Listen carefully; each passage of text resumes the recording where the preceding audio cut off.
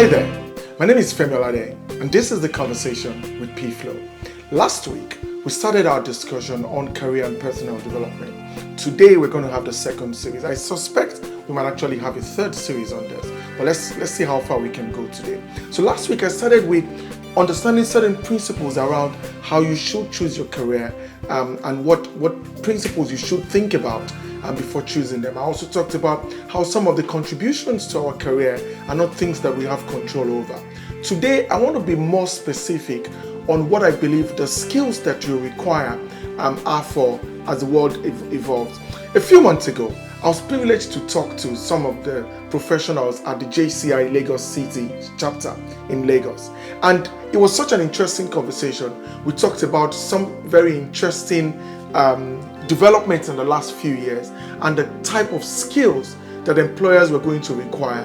And I was able to show that the World Economic Forum does this on a regular basis, showing that some skills have actually become outdated. So imagine if you were a typist 20 years ago, and then today you're still a typist. There's no one who's going to be using your services because that service is completely outdated. And what we're saying is in another 5 years, the skill set that are today probably at the forefront of economic development will probably be completely non-existent in a few years. Think about it. Video editing.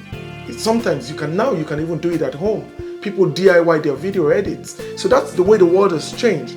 So when we talk about skills, there are certain things that are required, that employers require when they're about to hire. If you're an entry-level person, there's certain things that we're looking out for when we start to look for people to employ. So when you send in your CV as an entry-level person, what I'm concerned about are the basic skills you have. Can you use a computer? Have you ever written using Word? Can you use Microsoft PowerPoint? Can you use Microsoft Excel? So your skills at that point are what do you know? What can you do with the things that you know? You know, I went to school a few years ago, and at the time when we were going to school, computers were not exactly a thing. I remember when I started my first job in ARM then, and I was given a computer and a mouse, and I struggled to actually understand how to control the mouse. But because I had some basic level of skills and intelligence, in a few weeks I was actually the IT person in that organization, because I had the curiosity to be able to learn new skills. So when you're entering into a new organization, people want to see how curious you are about learning new skills. What are the things that drive you? What have you done with the skills that you've learned? Because a lot of people go to university in Nigeria these days, and honestly, by the time they come out of university, they haven't learned anything and they haven't used those skills to do anything. So it's important for me what you've done with the skills that you've learned. Now, what new skills also are you capable of learning that you bring to the table for the organization? So yes, you finished university, you've served, and you've been at home for 2 years. What have you done during those 2-year periods? Have you learned any new skills? Have you gone to learn coding? Have you learned how to use a computer? As an entry-level person, I'm conscious about that before I would hire you, because it tells me how important personal development is to you. Now, the third thing that people are going to look out for as an entry-level person is that what relationships are you building? So you see, let me tell you this interesting story. When I joined my first organization, then after leaving my father's firm, there were a couple of people that were in ARM at that time who I started to build relationships with. Today, those guys have become CEOs like me. So when I'm looking for references or I'm looking for business somewhere, I can always walk into organizations where the people I built relationships with 25, 30 years ago, they're currently CEOs in those organizations. I can look at the Nigerian banking space today and say with confidence that at least 6 of the probably 20 Nigerian bank CEOs are my friends. And that is important because those relationships that you build in the early parts of your career, they become very, very crucial to your success as you get into the latter part of your career. So for an entry-level person, that's what we're looking out for. What do you know? What can you do with what do you know? With what you know? And are you building the right relationships for your career? Now, when you get to the middle level, it starts to change. As a middle-level person, I no longer care what you know. Because the assumption that is made is that you should never have gotten to a middle-class level person without knowing something. At that point, there are certain skills that I want to understand that you have. Have you earned respect of your peers? Do your peers consider you a professional in the things that you're doing? Do they see you as someone that they can rely on? At that point, it is extremely important for me to understand whether you have those right skills. Then who can trust you? Who can trust you with resources? Who can trust you with manpower? Who can trust you with human beings? Can we put people in your space and you will develop them and they will become better just because you have the right skills? Those ahead of you, can they trust you? Those beneath you who report to you, are they able to trust you? Are they able to say, look, Femi's got my back and I would learn a lot if I was working with him? But if they can't do that, no one wants to hire you because you'll be a liability. Then number 3 is, are you available? By availability, I'm talking about emotional availability. Because at this point in time, your role as a middle-level person is mentoring, is helping the next generation of people become middle-level people. So are you available for them? Can they call you when they need help? And are you willing to give them help? If you're not willing to give them help, then you're not a great leader. I don't want to hire you in my organization. And that's very important in your career. Then are you able to deliver consistent performance? Middle-level people are the key drivers of an organization's performance. If you have middle-level people and they're not they're not pulling their weight, they're not doing the things that they're supposed to do, that organization is going to struggle. Because those guys are like the colonels in the army. It's the colonels that go to war. It's the majors that go to war. The generals don't go to war. The generals sit in strategic offices making decisions and planning. The execution is in the hands of the middle management. So if you are a middle management person and you can't deliver consistently and your performance is not one that we can predict, then no one is going to want to hire you. Now, the 4th point here to you is this: can your juniors rely on you to train them? Look, something interesting happened. There's a new player that just signed for Real Madrid. He said that he's looking forward to playing with some of the older players because he knows he's going to learn a lot. So you see, as a middle-level person, people below you are looking to learn. Now, do you have skills to unload on them? And then secondly, are you patient enough for them to make mistakes? Are you patient enough for them to learn and to get better at the job? If you're not patient and you're not willing to teach, you don't want to be in my organization. I will fire you, actually. That's the truth. And then the final point here is, how have you done with personal development? At this point, as a manager, I expect that you can manage your own time and manage the time of your employees. I expect that I can start allocating resources to you that you can use to develop the organization. But if you have not shown any of these skills, no one is going to reward you. So there's something that I say in my organization. I say that before somebody is promoted, they must have demonstrated for at least 6 months that they have the skills and the requirements for that next level that you are promoting them into. Because you are not supposed to promote someone to become, you promote them to what they are. So it's very, very important that organizations are going to look out for that, and you must be careful as you build out your own career. Now let's talk about the senior level skills. You see, for senior level skills, we don't care what you know, and we don't care whether you have built people or not. At this point in time, we care about who you know. At a senior level, it's about relationship building.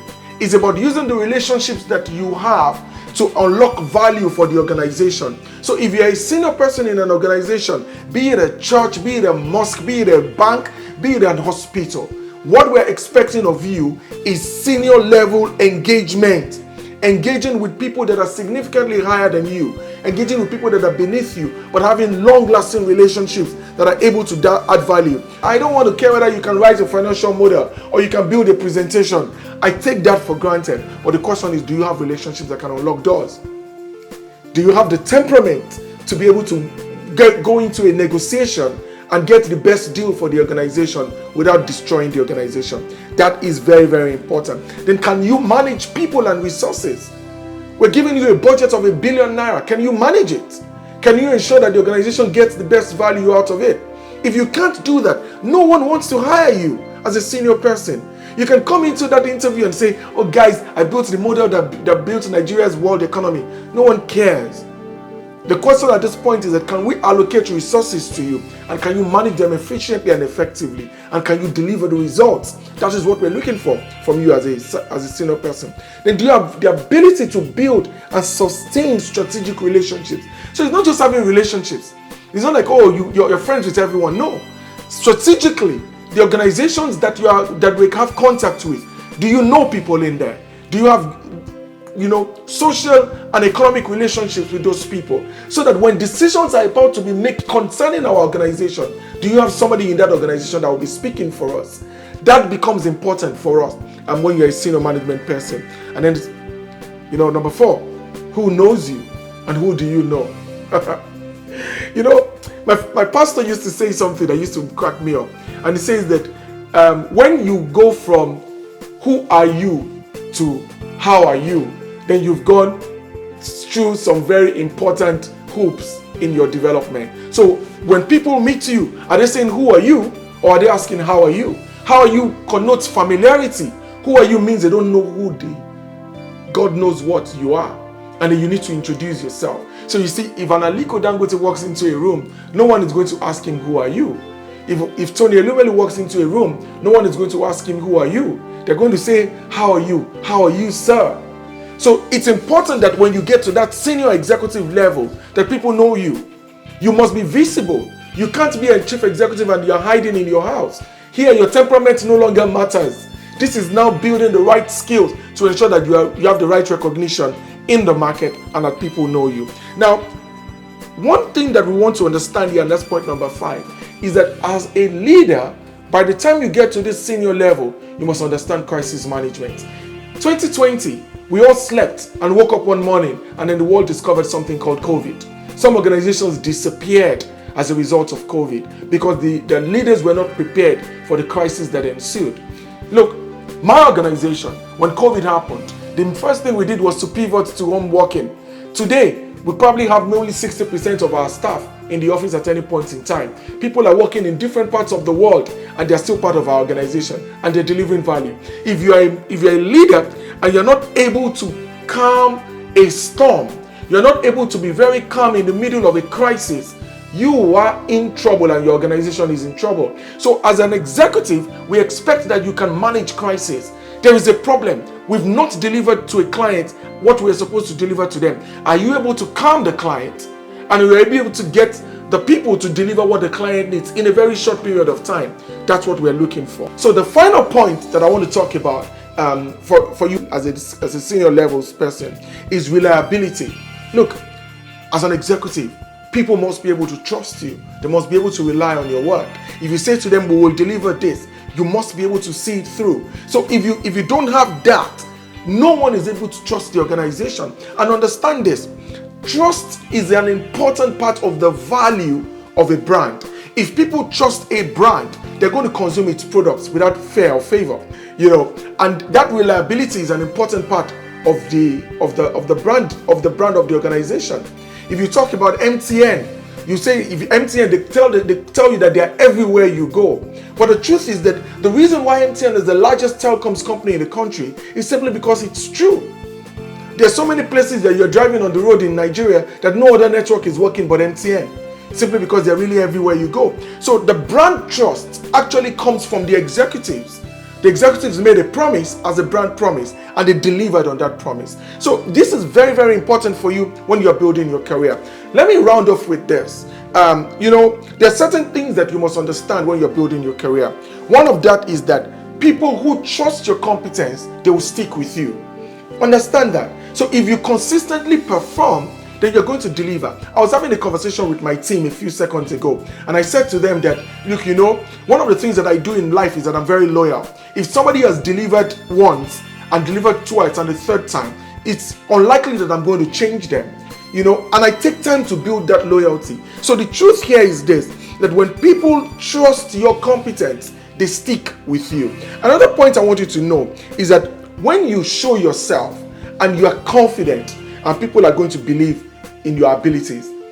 Confidence is very important. I learned something when I was growing up in my career. My first MD, Deji Ali, would say that Femi's confidence actually sometimes confuses you because he's so confident that even when he doesn't know what he's talking about, you think that he knows what he's talking about. And what I say to people is that you must be able to sell anything even when you don't have full resources. I have a friend, you guys probably know him. It's called Bio Lion. Bio Lion is the MD of Wakana. Bio is probably the most confident human being you're ever going to meet. buyer would walk into a room and doesn't care whether the president is there or the vice president. He's going to say hello to everyone and is going to be his boisterous self. The truth is that confidence actually breeds loyalty. When people know that that this guy is a confident person, they become loyal. Now, third point, the Chinese say, "To thyself be true." You must know yourself. You must know who you are. You must be clear about what your identity is, so that when people offer you something that is different from who you are, you can say no, but thank you. It's important that you can say no, but you can only say no if you're very clear what your own values are. A lot of people walk on this earth without any clear position of their values. You must have values. You must have principles by which people would say, if you offer Femi this, he's not going to accept it because it's not good enough.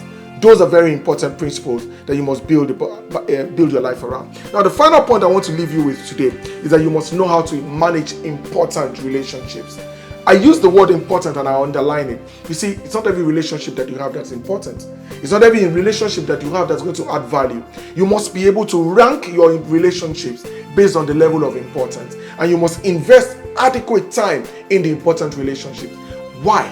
Because it is the important relationships that actually unlock doors for you.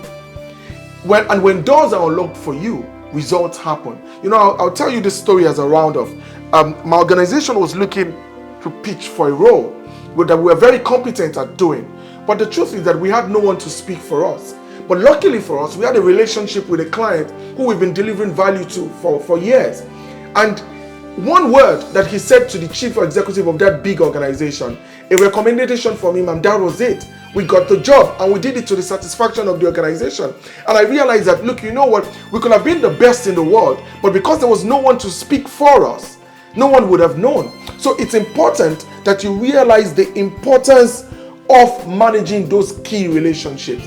As you stew over everything that I've talked to you about today, I want you to understand that there is a space for you at the top.